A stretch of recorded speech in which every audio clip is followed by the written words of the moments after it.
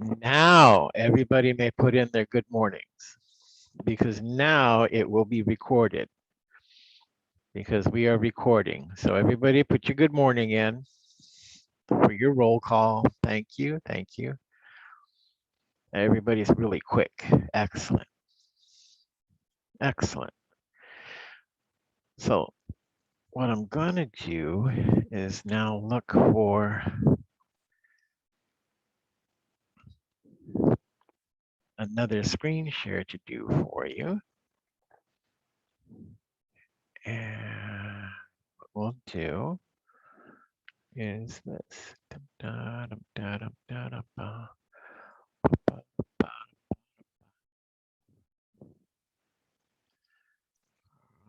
So let me check on what I got going here.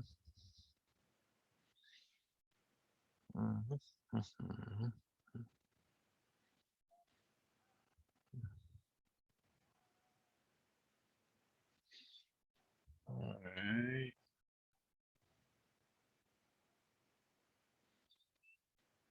All right.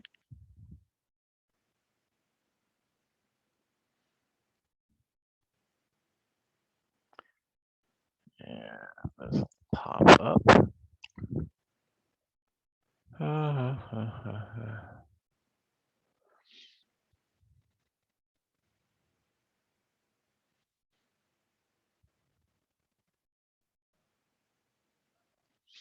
All right, now on the screen, you should be seeing introduction to the nervous system, and you should see the screen moving with this. Type in yes if you can see that.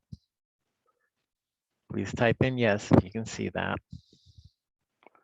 I want to make sure everybody can follow along in the PowerPoint as I go through it. So if you can see that PowerPoint, please let me know. Thank you. Thank you. I appreciate it.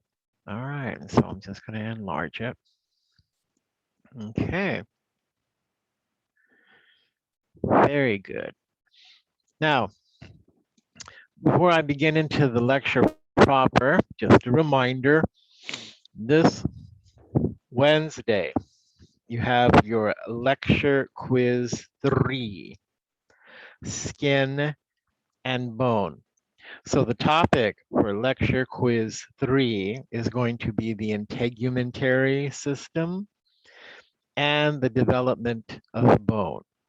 There will be no bone pictures. It will all be multiple choice or true false for both the skin and bone content.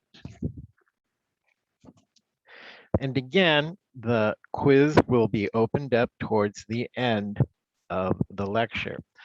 Today's lecture is an introduction to the nervous system and its own connective tissues. And then Wednesday, we will be segging then into the spinal cord and all that that means with it, with the autonomic nervous system, etc. Lab quiz 3 is this week. Lab quiz 3 is this week, and it is on the appendicular skeleton. So there'll be 15 questions for that. So coordinate with your lab instructor for lab quiz 3. My lab on Wednesday and Friday, I will release it as I have been during the lab, and you will take it in there. There will be some picture on my lab quiz, not all of them, but a few pictures. All right. And again, if you have any questions or comments, please put them in the chat box and I will see about addressing them during the substance of this lecture. All right, introduction to the nervous system. Now the nervous system, we know, has neurons, and we all think of the neurons as largely communicating cells. We think of these cells as talking to one another, and that they store our memories, they make our memories, they give us our personality, allow us to learn, what have you. Uh, by and large, the cells of the nervous system are not mitotically active. So neural tissue does not replicate and replace itself on the whole. Now, the cells that are able to replicate their numbers in the nervous system are what we call the glia. The glia. And we should see that up on the screen now. The glia. The glia are the connective tissue cells of the nervous system. And we got 5 major classes. Someone asks, are we skipping? No, we're not skipping.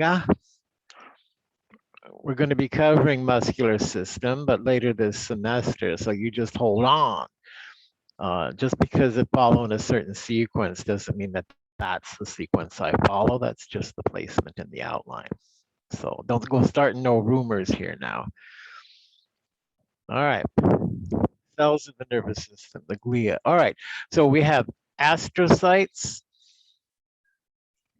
microglia, ependymal cells, oligodendrocytes, and Schwann cells. And that's how you pronounce those words: astrocyte, microglia, ependymal cells, oligodendrocytes, and Schwann cells. Now, astrocytes have the name astros because they're stellate shaped. They're shaped like star.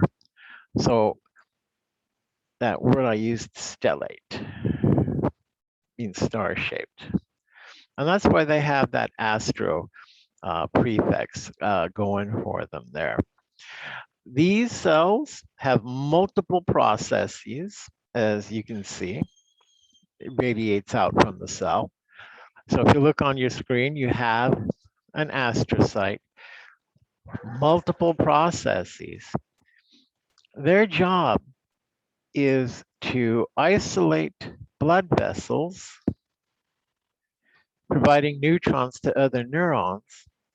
These cells form the blood-brain barrier that you may have heard about in the nervous system. And this blood-brain barrier is a physical barrier isolating microvascularization with an insulating layer around them. And physiologically, this functions in our favor. Immunologically, it functions in our favor to help prevent pathogens from crossing over into the neural tissue from circulation. So if you have an ongoing infection in your blood, bacterial, viral, fungal, these cells help to isolate it to the circulation and don't allow it or permit it to come through very easily. So it's a nice first line of immunological protection. Clinically, this barrier work against medicine because clinically we're unable to deliver medication effectively to the central nervous system because of this physical barrier. Medications don't cross it very well. And so if you do end up with an infection, like let's say a type of meningitis, ongoing in your cerebrospinal fluid, meningitis is an infection of the meningeal layers, and we'll talk more about that. And it could be bacterial or viral. This helps preventing the medication from getting through into the tissues itself.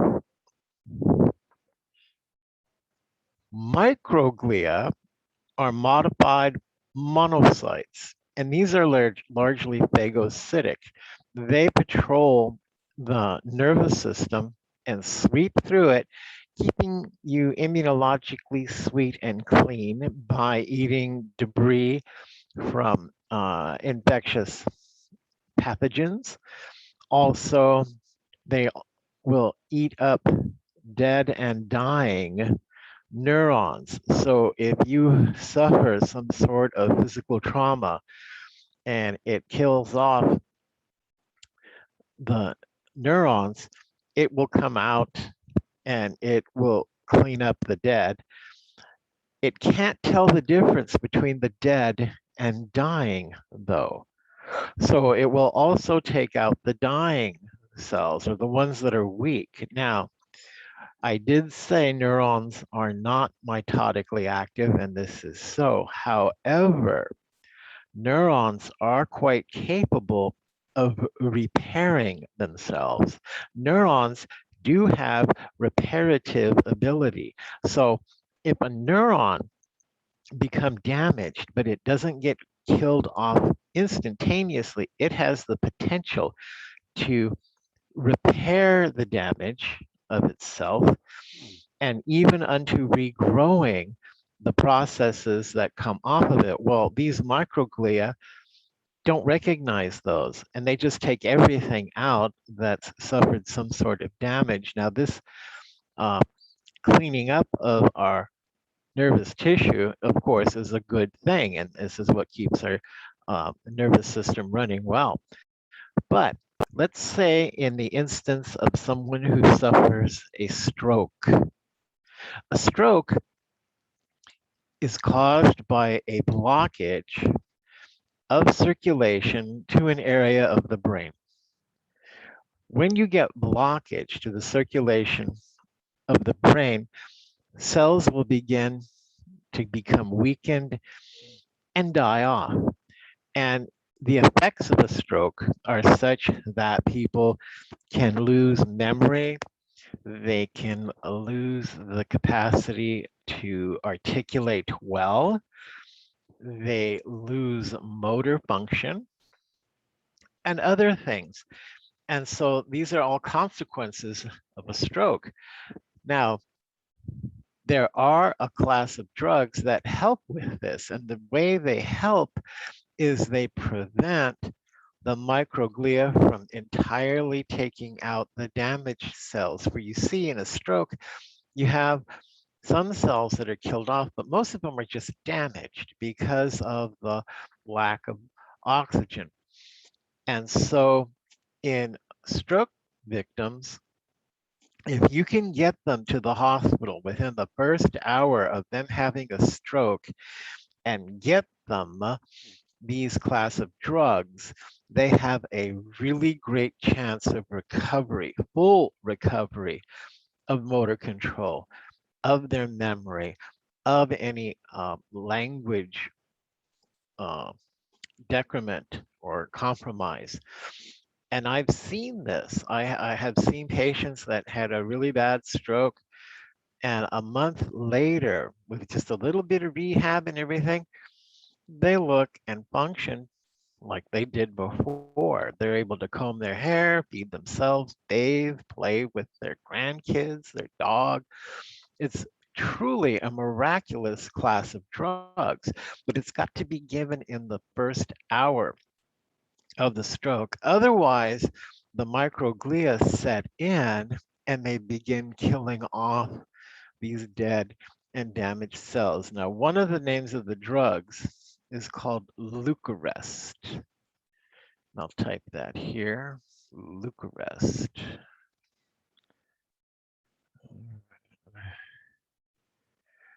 Leucarest. Leucarest. And that's the name of one of the drugs. I'm sure there's many, many others.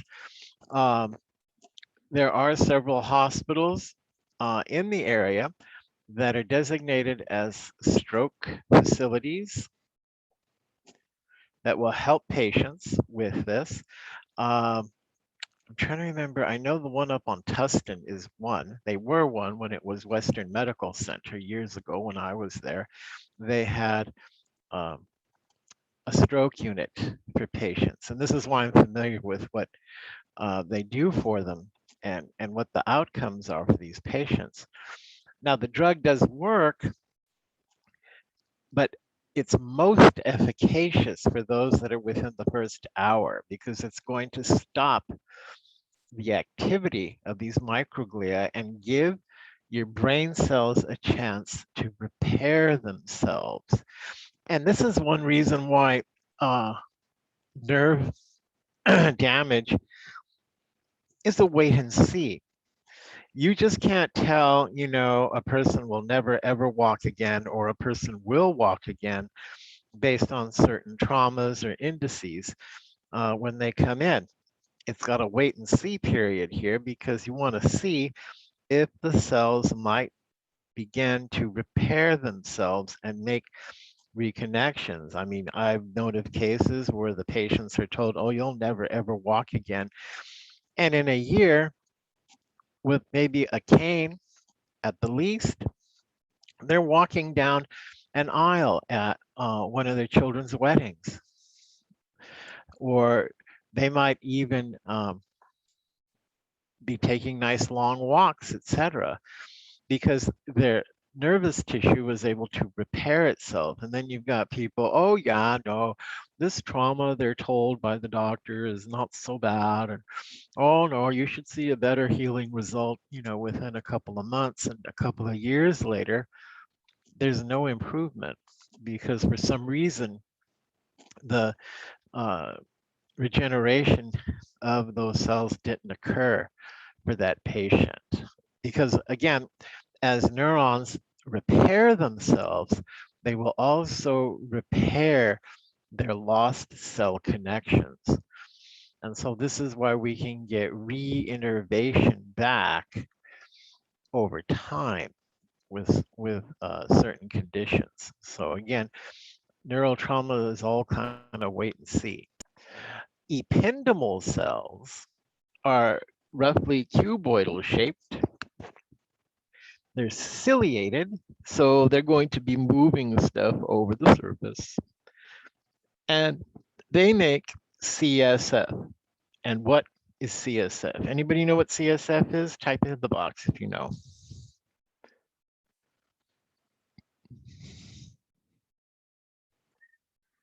Nobody? Very good. Cerebrospinal fluid. That is CSF.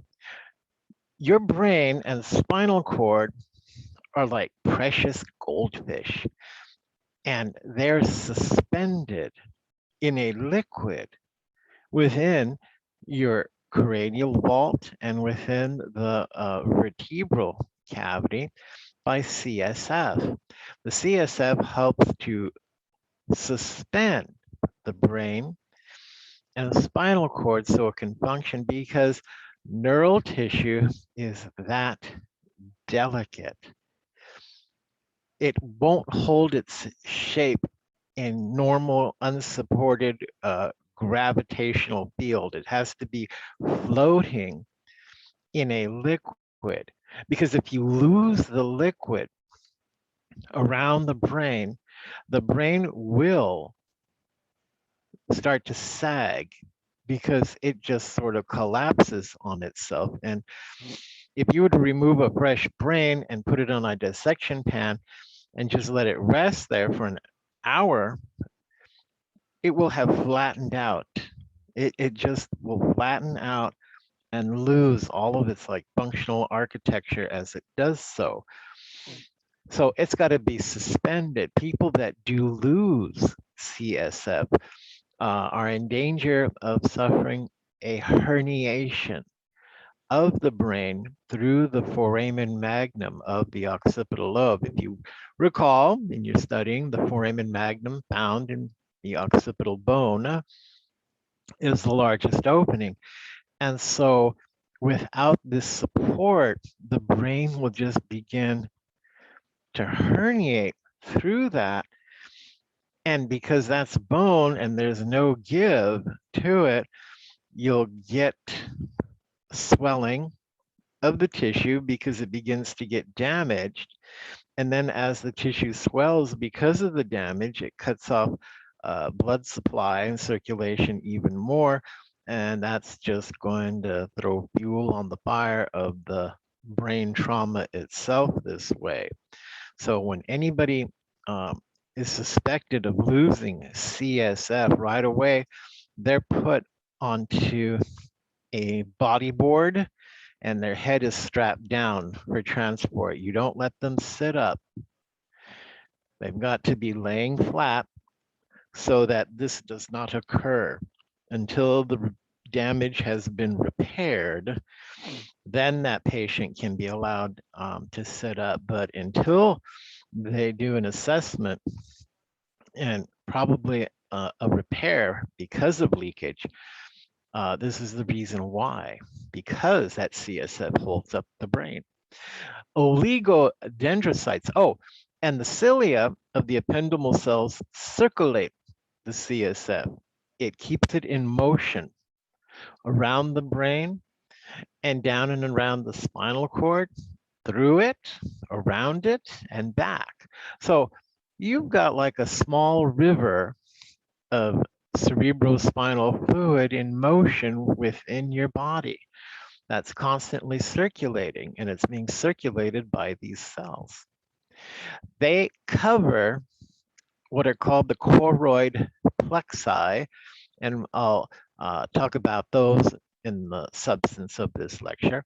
But the choroid plexus is the actual organ that creates the CSF. The ependymal cells line it, they cover it, because CSF is actually a filtrate from your own blood. So that's where CSF comes from. Your own blood is filtered for it to produce it. Oligodendrocytes have multiple processes, and they're going to produce a specialized lipid called melanin. I'm sorry, myelin. Myelin. This is a specialized lipid, myelin, that encases the neurons. Now, oligodendrocytes will have multiple processes. And if you look at the screen for the PowerPoint, you can see an oligodendrocyte with multiple processes, and they're going to cover and encase the axon. And we'll be discussing what the axon is momentarily here. Schwann cells are individual cells that individually cover the axons with myelin. So both oligodendrocytes and Schwann cells produce myelin. Both function in an insulating capacity for neural tissue, but one is found only within the peripheral nervous system, and one is found in the central nervous system. The oligodendrocytes are found in the central nervous system. They're found within the brain and spinal cord.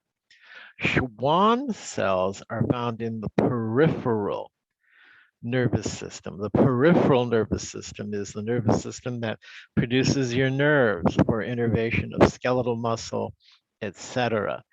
So that's how we know which class is where from. All right. I'll move through this.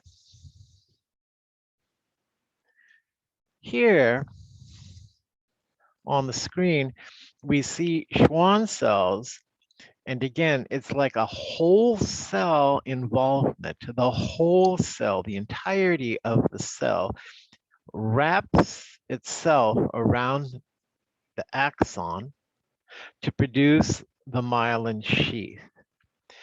On this diagram, where my cursor is moving, it says Schwann cell.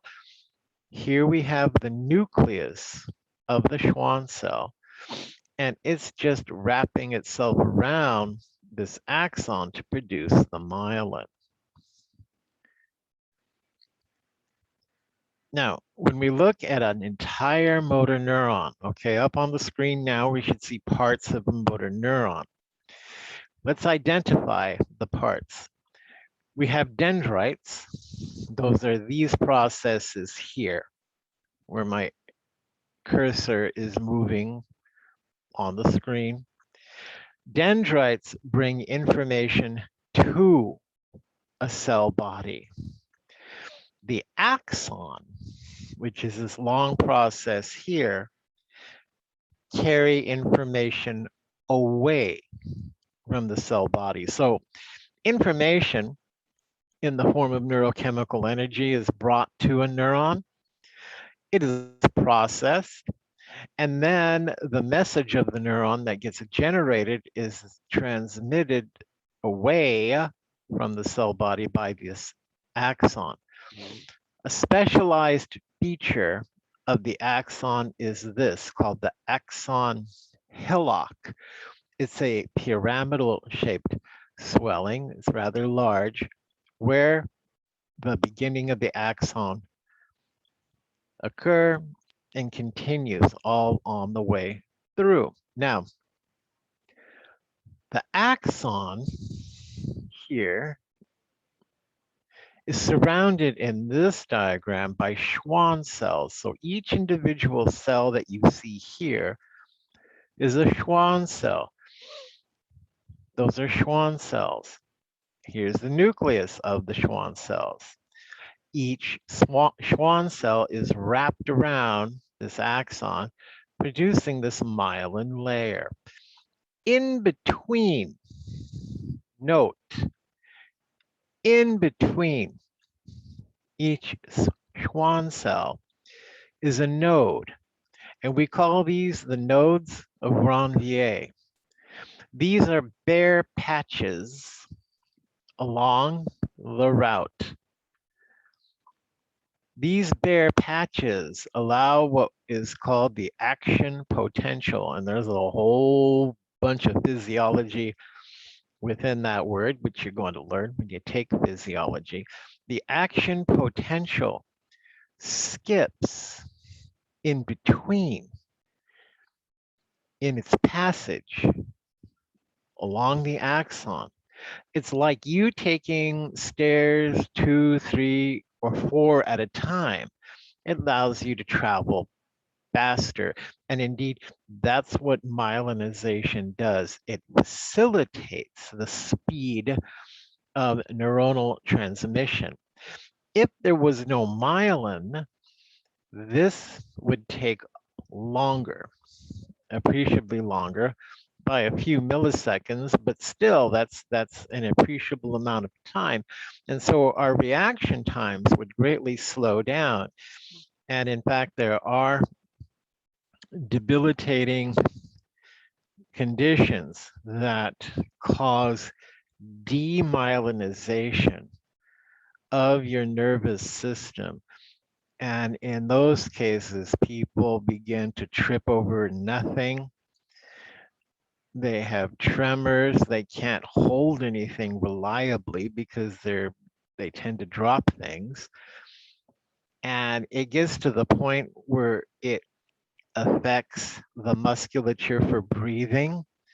And so they begin to lose the capacity to breathe on their own because of the loss of muscle control, because of the loss of the myelin in the very neurons themselves. So fortunately, it's not very common to go through that. Now, axon collaterals are branches off of this axon. You can grow many axon collaterals. You can grow many more dendrites. It just depends on how active this neuron is. And this is a motor neuron. So this one is used to help control your skeletal muscles. When you condition and train an athlete, you will provoke the development of additional dendrites and axon collaterals so that they can pick up muscle memory and increase their speed and therefore agility in whatever the athletic activity is. And so this is part of training. And so you're physically capable of increasing the efficiency of the motor neurons by how much you use them. In the same way, you're able to increase connections amongst it with other tissues because these dendrites will be connected to other parts. Oh, let me not get ahead of myself. Let me finish describing this and then I'll finish that thought. All right, so we have our axon traveling and then we have terminating fibers here called the telodendria, terminal processes. Now you're familiar kind of with that prefix telos before. Where have you heard the word telos before? Somebody type it into the screen, please. Where have you gotten telos before, huh? Anybody? Nobody type it?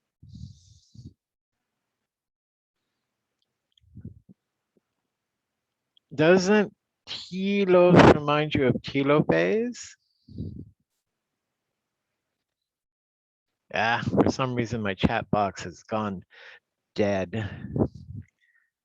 So maybe I'm not seeing your answers, but yes, telos is like the end of, like in telophase, the last phase of mitosis, telodendria are the last dendria of these fibers.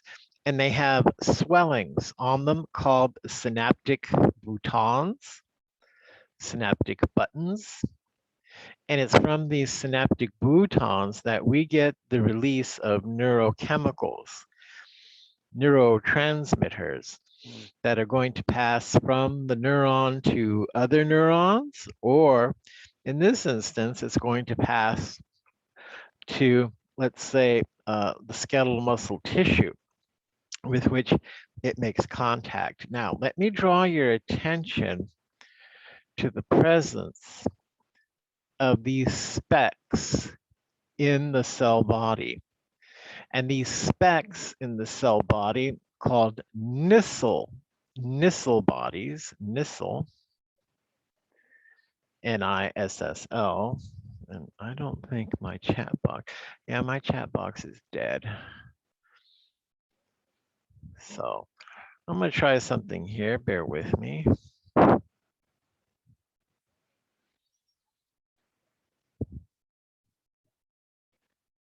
So let me see here. What's going on with this?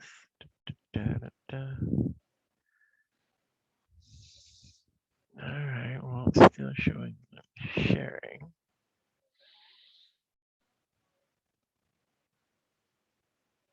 Am I still sharing? Somebody say yes in their Yes. microphone so I can hear you, Yes. because I'm not seeing my chat box. Thank you. Okay, well then I'll just continue on. Thank you very much. If I ever stop sharing, let me know real quick. Okay, so synaptic buttons release neurotransmitter and that communication continues on through the cell. Now, on the screen, we have different types of neurons under a very broad classification of multipolar, bipolar, and unipolar. What does all this mean? Well, when we use the designations multipolar, we're talking about the number of processes coming and going off of a cell body. For instance, this multipolar neuron here, we see multiple dendrites bringing information to the cell body with a single axon leaving and producing multiple telodendria, multiple axon terminals here. Bipolar shows but just two processes. A dendrite, even though we have a dendritic tree up here, they converge to form a single dendrite that bring information to the cell body, and then a single axon that take away the information, and again, into multiple axon terminals. And we call it bipolar because it's only got two. This has nothing to do with bipolar depression or bipolar disorder in humans. That's completely different. And the basis for those diagnoses are different. Everybody have bipolar neurons. Unipolar is but one process. So you've got one process that's doing like double duty. So you have here again multiple dendrites, and they're coming in to the cell body, and in that same process, we have an axon that's going to carry information away to terminals. And that's what's called a unipolar neuron. Now, of the three, which one would you guess is the slowest in the processing and getting things done area here? It would be the unipolar. It's the slowest of the lot. The multipolar is the fastest one of the lot that we see here. We see the multipolar neuron in cells of our cerebellum, and these are called Purkinje cells. Purkinje cells, Purkinje, and these are going to process motor function. These cells allow you to move, to dance, to walk, chew gum and walk at the same time. They do a lot of coordination because they have a huge amount of processes to do so. Also, cognitive cells, the cells that you use to think with and create ideas, these are called pyramidal cells, like a pyramid. Pyramidal cells, Pyramidal, pyramidal cells. And you see a lot of these in the frontal lobes of your brain. And this is where you think. This is where you think higher thoughts. And so the pyramidal cells, like the motor neurons, are able to establish multiple connections and develop multiple connections during your lifetime, depending on how much need you put upon them, how much effort you put upon yourself to learn. So if you make it your lifelong effort to learn as much as possible, to know as much as possible, your pyramidal cells will grow lush like a fine, healthy forest with many branches for processing. You will create many what are called synaptic pathways, and we'll talk about the synapse shortly here. Are you still on slide 4? I'm sorry. Can you see it moving? No, well, we only have slide 4 on our screen. What slide are you on? 4 or 5? I don't count them by number. I'm looking at classification of multipolar, bipolar, unipolar. Do you guys still see that? No, we're still on the other slide. So we didn't On the other side? Yeah, and it was 4. So you on slide. What's the last one you're on? We on the one where you're talking about the, oh, okay. Motor neuron? Okay. Yeah. Do you see the classification of bipolar, unipolar? No, we don't see that. We still on the other side. Still on the motor neuron. Okay. Yeah, parts of the motor neuron. Oh, okay. So it has hung up. All right. hold on, let me log back in. I'm So just, sorry, but we just wasn't following with oh the, no, I know, no. Give me a moment. okay. I want to make sure here. So give me a moment. I'm not disappearing forever here. So And give I me a opened up moment. my PowerPoint so I can follow. That's why I Yeah, said screen 5. Sorry. yeah. So, because I'm not able to access any controls now. So, okay, so there's something going on. So I think So, when you miss the chat, I think at that point we're no longer follow. We're stuck at that point when you can't find the chat. okay, so that's an indicator. Hmm. Okay, so I'm going to quit this meeting and I'll sign back in. All right, Okay. so let me quit. Everybody still see that screen, right? Or was it just me? Right. Okay. Yeah, it's still parts of Okay. the motor neuron. Yeah, we do. Okay. I'm sorry. All right. Hold on here, give me a minute. I'm signing off and restarting everything. Be I right was back. I was going to write it in the chat, but I said you can't see it, so I better talk it. Okay.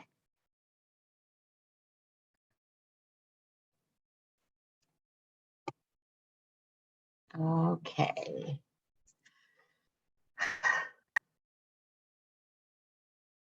Oh shoot.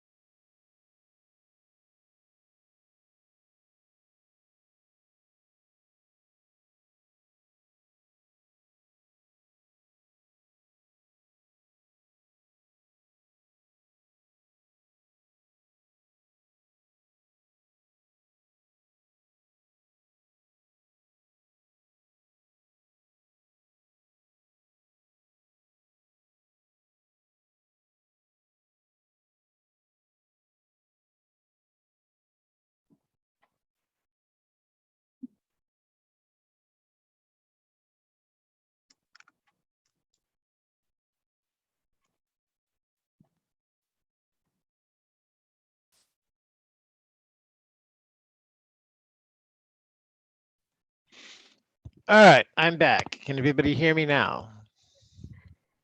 Yes.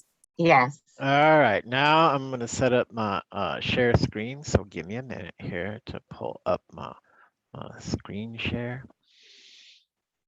Oh, and it's still recording. That's good. It is. So it doesn't skip a beat. I don't know why it locks up. It just kind of locks up and there I am. And all of a sudden it's sort of like, man, they're really quiet.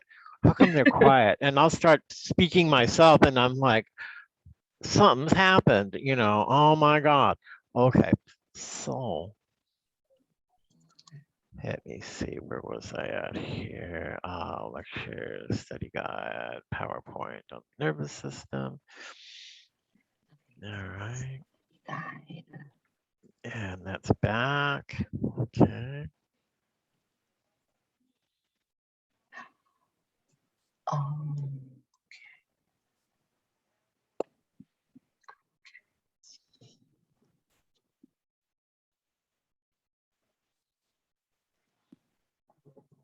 All right. I should be back to introduction of the nervous system. Can you guys see that yes. on the screen? Y'all see that? It's moving. Okay. So I'm just going to zip on through. And this is where I was talking when I last left off and you guys didn't see it. The multipolar, bipolar, unipolar. Do you guys see those now? Yes. Okay, good. So that's what I was speaking of before when I left off on talking about cognition and the pyramidal cells and the Purkinje cells being largely multipolar that allow us to do all kinds of functional things. Bipolar and unipolar we see a lot in our senses, like in our eyes, within the ear, because these are used to process just one specific sense. Um, our system is able, our neural system in those areas is able to utilize quite efficiently the bipolar and unipolar type of neurons. There's no need for the large multipolar structures that you see here. Now, as I said, you're able to develop multiple dendrites and axons off of a single neuron, depending on how much of a demand you put. Conversely, if you don't use these, your body sort of says, well, why should I keep this stuff around? And will take it away. So that phrase, use it or lose it, is quite apt in functioning of the nervous system. They've done research and they have found that, okay, you might lose a lot of information and anatomically you might have damage, but because you've grown such an extensive network, the loss isn't so bad. So it's like you could have brain damage, but because you created so many pathways in your learning life prior to this, that the loss isn't going to set you back too far. You'll still be fine. It's sort of like, let's say at the beginning of a recession, you had $10 billion in the bank. And in the height of recession, you lose all that investment money and you end up with just 5 billion or even 4 billion. So you lose 50% to 60% of your money. Well, okay, you're still in pretty good stead because you still have that many billion left. Well, it's the same thing with neural hookups.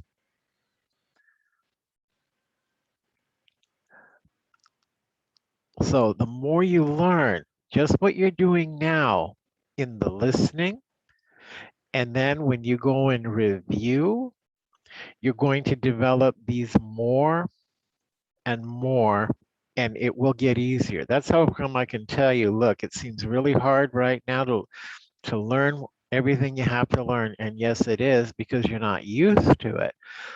But you put more time into it and get used to it physically, anatomically, you can't help but grow more connections and become more facile at this until there's going to come a point in your life when you can't remember when you really didn't know or have a really good understanding of things that you're reading about now.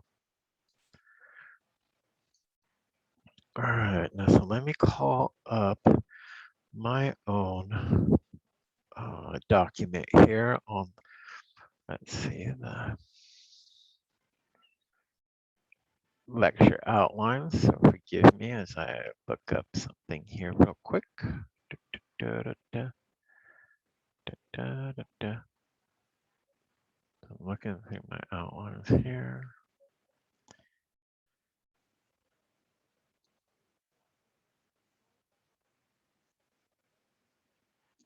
And so on the nervous system outline, let's see, multiple neuron, okay. If you look in your study guide, nervous system, I just want to draw your attention to autonomic ganglia and nerves, the cranial nerve page. The cranial nerve page. And let me just get away from this one real quick and bring that up. Okay. So on the screen, you should see a chart, the autonomic ganglia and nerves. If you can see it, type yes. Page is that? I don't know the page. Yes. It's at the very end of the nervous system lecture. Oh, okay. No, So if yeah. you can see it, type yes. Everyone should see it. Someone says page 34. Thank you. Okay, I got it. Thank you. Yes. All right. So now that we're all on the same page, begin learning this for the midterm. Begin learning this by matching, being able to match the name of the nerve with the Roman numeral so that you could match it. begin to memorize if it is a sensory nerve or a motor nerve, and then the function. This content will be on the midterm. Now's the time to start putting it on note cards and begin to learn it. And I will show you a picture, a diagram, so that you can see this and kind of review it. If you can draw a picture, that would be good. So, okay, so I'm gonna stop sharing that and get back to my other screen here. All right, so I'm sharing a new screen back to nerves and tracts. That's what you should see. Can everybody see nerves and tracts? Yes. Nerves and tracts. Okay, good. All right, nerves are what we see in the peripheral nervous system. Tracts are what we see in the central nervous system. And these are bundles of axons. They just have a different name designation between the two so that we know what we're talking about. So if I'm talking about nerves, we're largely talking about peripheral system. Now, the construct of a nerve is such that we see here axons.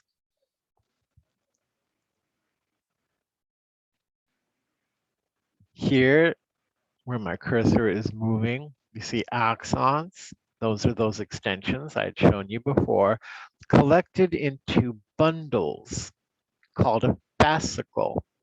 This is a fascicle. And these fascicles are covered by a perineurium. That's the connective tissue sheath encasing it. You'll note here multiple fascicles create a single nerve. So this is a spinal nerve, and these are the fascicles that make it up. So there's a high degree of organization. I mean, it doesn't look much unlike cable. Either it could be like fiber optic cable or wire, cable that runs through and is organized in and of itself. Note the presence of the arteries and veins. That's what the AV stands for, atriovenous circulation, because in order to have reliable functioning of the nerves, you have to have a reliable blood supply. The epineurium surrounds the entire nerve. Endoneurium is around each individual axon. So axons surrounded by endoneurium. The fascicle is bundled up with a perineurium, and all the fascicles together are bundled up with the epineurium. Okay, now in nerve damage, these nerves can be cut either partially or completely through. In order to reestablish connection, these axons have to be able to grow back across the damaged area and reestablish connection or grow all the way through. Now that is entirely possible, again, if the cell bodies are intact and healthy. It just takes time. The difficulty occurs when the cell body is not able to grow the axon across the area of trauma. And this can because of the presence of scar tissue, which is largely the reason for most traumas this way, is because of the presence of a blood clot. I mean, even blood clots as small as the head of a pin will block. And because they will have collagen fibers laid up in them and everything, these axons have difficulty making it across and so don't reestablish contact. And this is where you begin to get into the paralysis and loss of sensation, loss of innervation. that can occur with nerve damage. But if the scarring is next to none, then you have a good chance of being able to reestablish the contact points as the axon can grow through it and continue on its way. Now, a little bit about the electron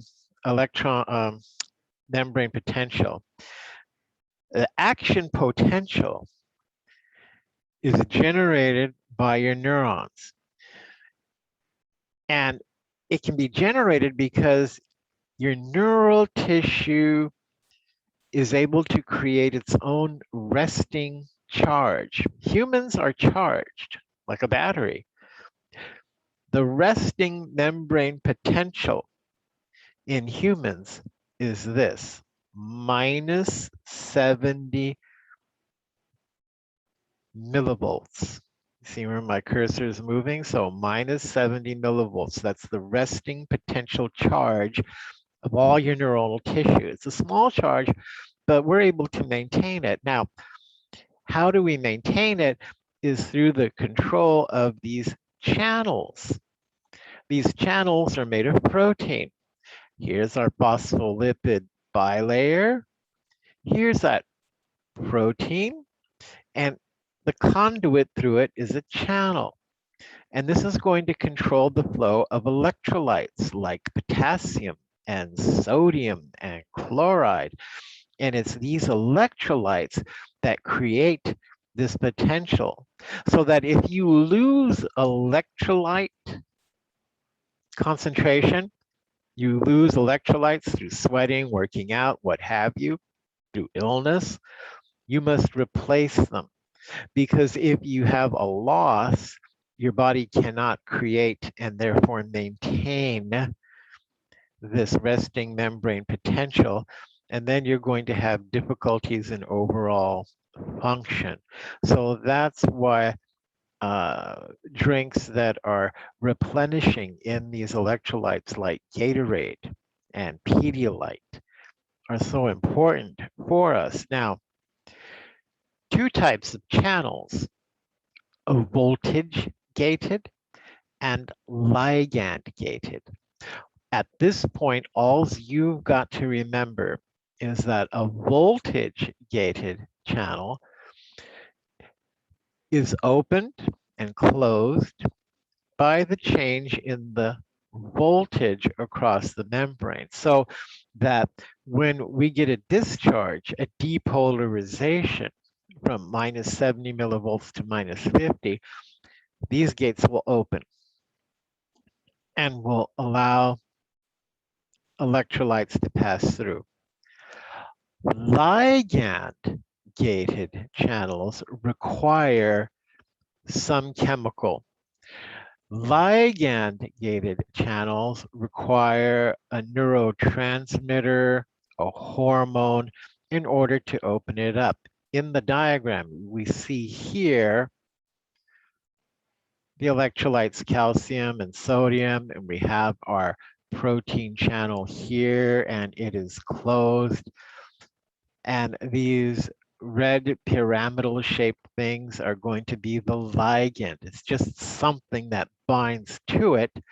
And so you see here, they've identified in the diagram that this ligand is acetylcholine. Acetylcholine is a neurotransmitter. And in this instance, it's going to cause these channels to open, and therefore the passage of electrolytes, so that we can facilitate some sort of change in the overall charge of the membrane. Acetylcholine is used in memory, part of your brain that's really rich in acetylcholine is called the hippocampus. The hippocampus.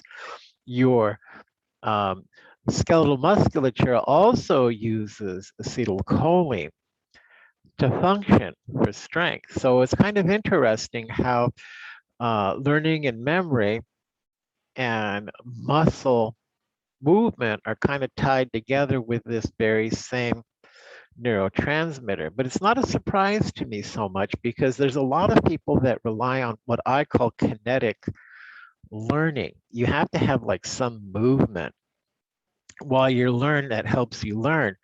When my niece was a small child, she's 21 now, she studied, and she always studied playing with a ball. She was either bouncing the ball against the wall in the house that she was studying, or she would be reading and just kind of abstractly bouncing a ball around. And I often thought, how does she possibly learn, by doing that? I mean, that just seems distracting to me, and just, but to her, it helped her to think. And it helped her to think so good that she was able to earn herself a full scholarship to UC Irvine, which is where she's studying now.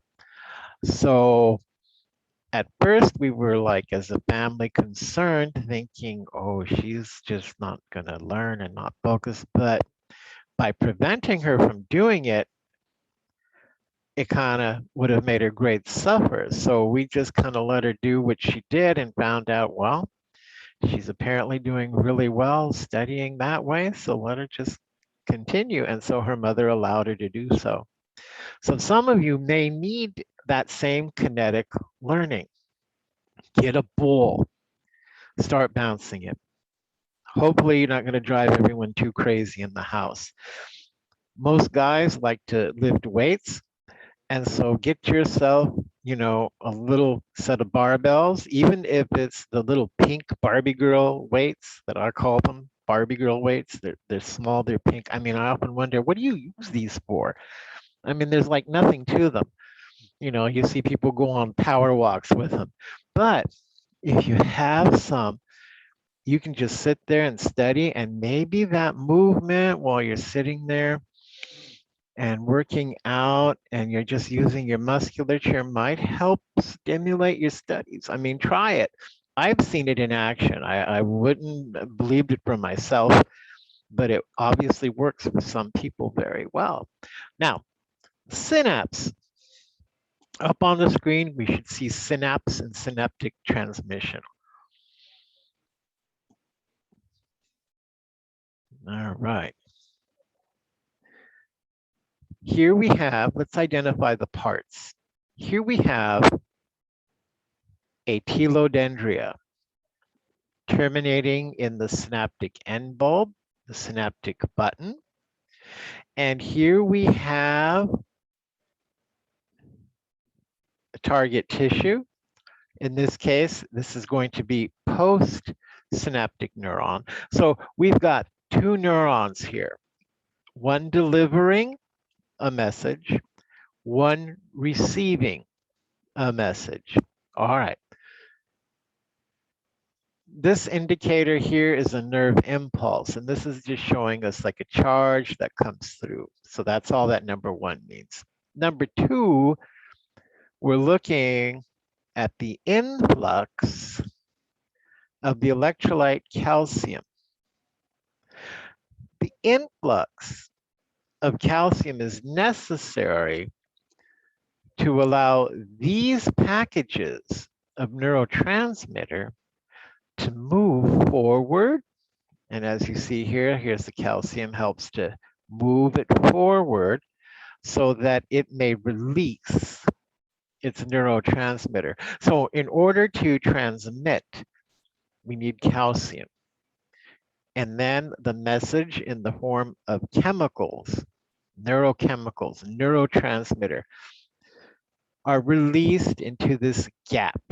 And this gap is called the synapse. Here it says synaptic cleft. It's also called a synapse. Synaptic vesicles are what are releasing neurotransmitter into the synapse.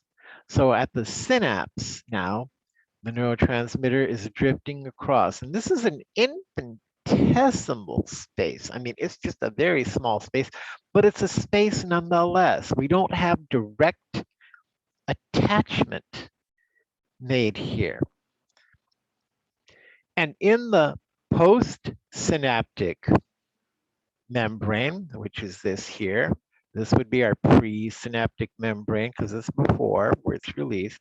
And this is our postsynaptic membrane. Embedded in the postsynaptic membrane are these neurotransmitter receptor points. These are proteins with neurotransmitter receptor points on them. They will bind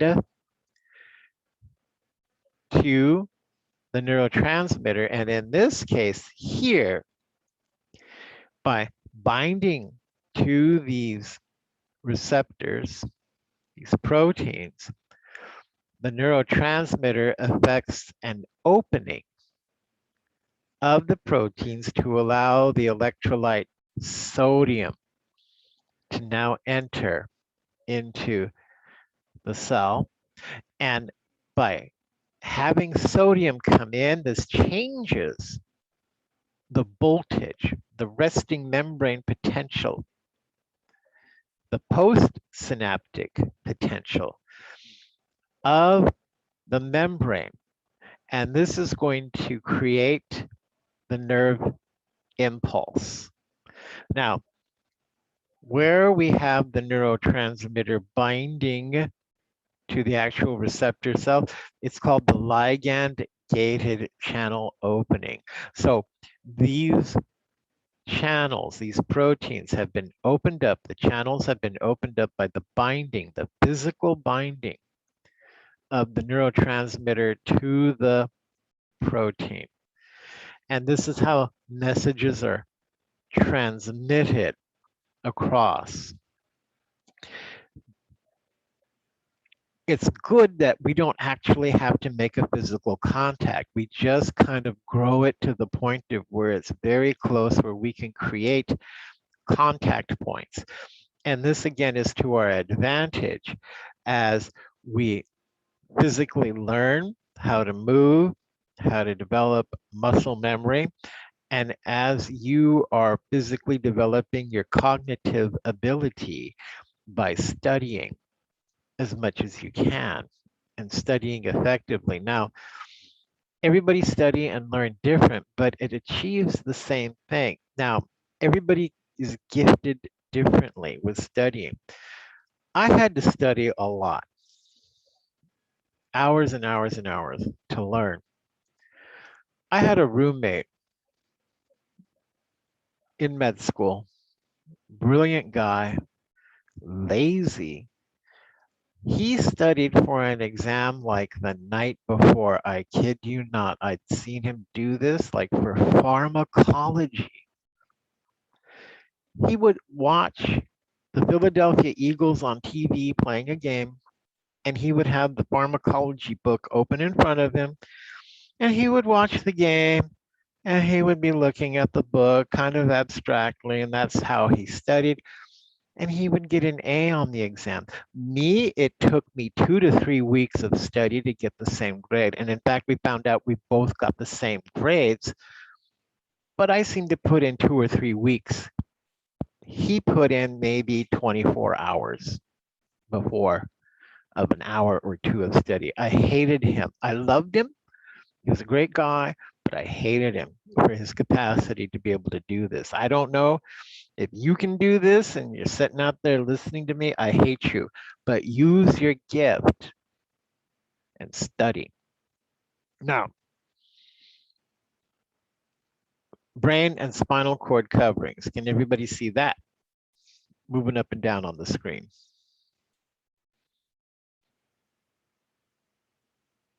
All right, people type in the chat box. Thank you very much. All right, the brain and spinal cord coverings are called the meninges. These are called the meninges, and we've got 3 meningeal layers. Count them, 3. The dura mater, the pia mater, and the arachnoid. Dura, like in Spanish, mean tough, duro, duro. So mater mean mother. So the literal translation is tough mother. This is the toughest of the three coverings. It's very leathery, and this surrounds the outermost casing of the brain. Pia mater, pia means gentle in Latin. And so this is the deepest of the three. It is the layer adherent to the surface of the brain. The arachnoid layer is found in between the dura and the pia. And when you see that word arachnoid, you think spiders because of the class of insects for spiders is called Arachnidae. And so this layer looks like it's made of multiple cobwebs or little fibers. And it's through here that the CSF is able to circulate. The arachnoid is the most fragile of the three layers and is oh so easily torn away when the brain is dissected. But if you're careful, and when we do the brain dissection, I will encourage you to do this carefully, you are able to see it on certain parts of the sheep brain as we review it. Related spaces in the human head are the epidural spaces and subdural spaces and subarachnoid spaces. These are the spaces through which the fluid is going to largely circulate. Now, a brain has no large veins. There are no large veins to a brain. What we do have are called sinuses, the dural venous sinuses, and these are enlarged chambers through which deoxygenated blood is going to drain from the brain into a holding chamber so that these then can drain down through into the neck, into the jugular vein, which is then going to return the blood to your heart for circulation.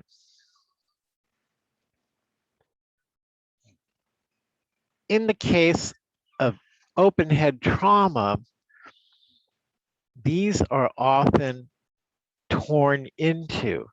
And because it's filled with venous blood, the blood is dark. And so in open head trauma are very messy because if you open one of these chambers, it just sort of just all pours out at once.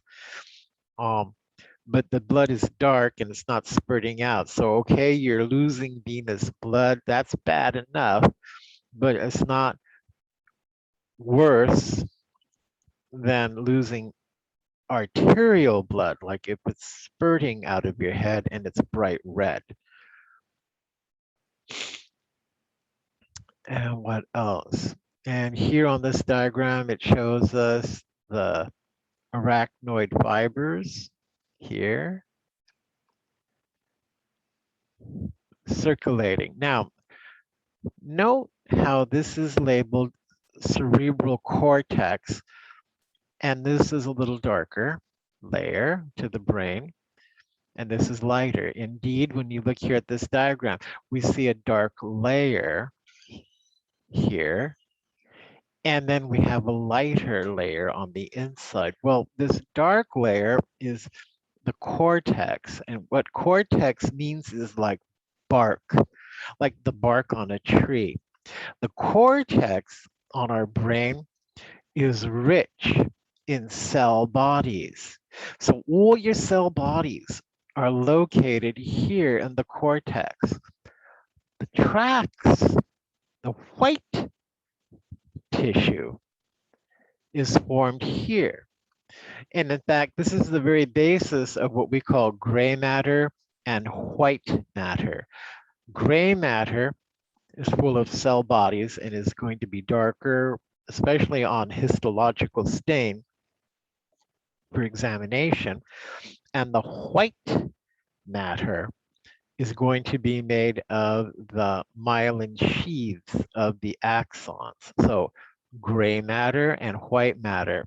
Note here in the brain, and we're looking at the frontal lobes, the lobes here in the front, especially in closed head trauma to the front of the head, this layer is most susceptible to damage in closed head trauma.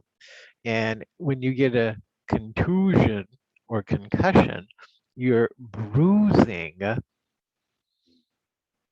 this layer because it is richly vascularized.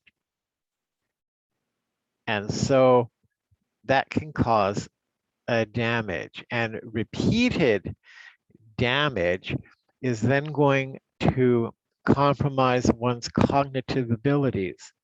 So if you get hit in the head a lot, and you're going to suffer cognitive disability. You're not going to think quickly. Your thinking will be slowed down. And in fact, it might even alter your personality quite a bit. And this is why it's important to protect your head from being constantly beaten. And this is why it's important for guys like doing the fighting, MMA, boxing, what have you, to wear a helmet. Because if you don't, over time, the repeated blows to the head cause this bruising that your brain can't keep up with as far as repairing the damage. And so your microglia are going to be overwhelmed with work getting rid of the damaged cells, and therefore putting you at a disadvantage later on in life.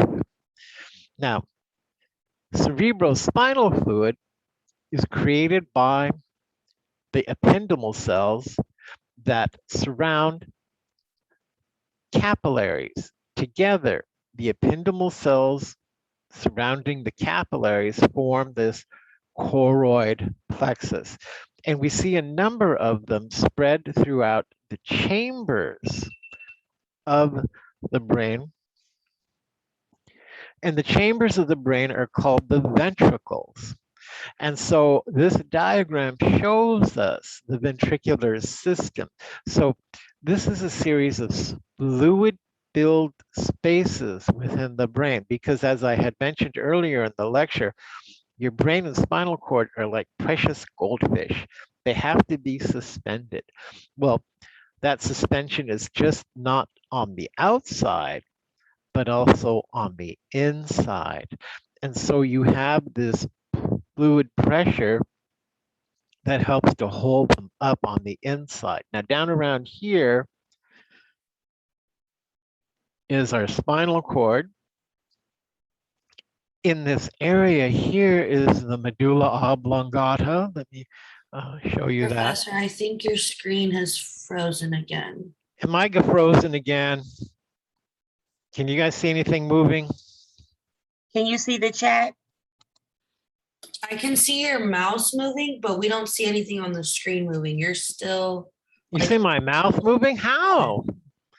I don't even have my camera on. How do you see that? No, the mouse on the screen. Oh, the your- mouse. cursor. Oh, okay.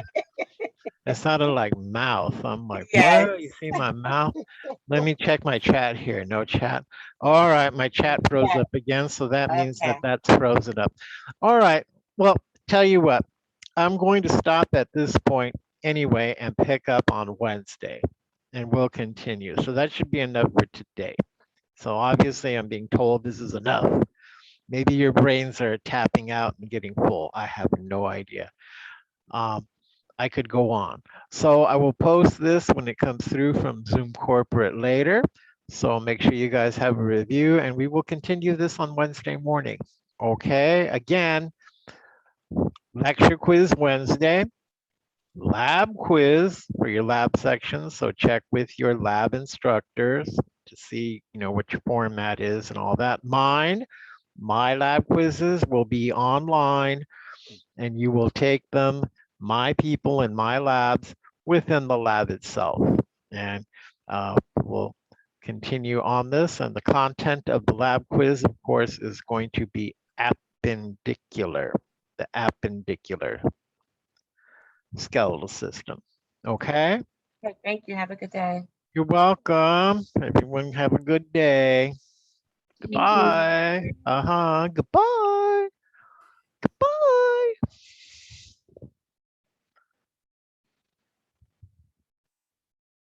Yeah, come on here, you. I wonder what's being so twitchy.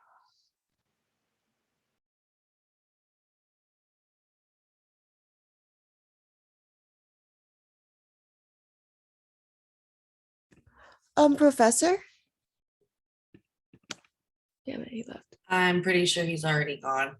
Yeah. Yeah. I don't see him in the group of people anymore.